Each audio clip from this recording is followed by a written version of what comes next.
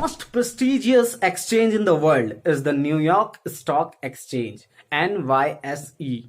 The big board was founded over 200 years ago in 1972 with the signing of a Buttonwood Agreement by 24 New York City stockbrokers and merchants. Currently, the NYSE with stocks like General Electric, McDonald's, Citigroup, Coca-Cola, Gillette and Walmart is the market of choice for the largest companies in America. The NYSE is first type of exchange, as I said earlier, where much of the trading is done on the face-to-face on a trading floor. This is also referred to as a listed exchange. Orders come in through brokerage firms that are members of the exchange and flow down to floor brokers who go to a specific spot on the floor where the stock trades.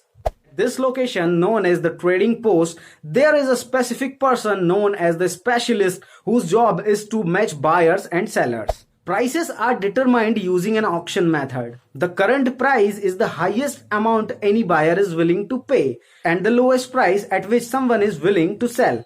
Once a trade has been made, the details are sent back to the brokerage firm, who then notifies the investor who placed the order. Although there is human contact in this process, don't think that the NYSE is still in the Stone Age. Computers play a huge role in the process. We will surely bring the videos on the updates of the stock market on this channel, so if you have not subscribed it yet, then do it now for the regular new updates on the stock market and increase the basic understanding of the market and use it to have a wonderful future. All the best, guys.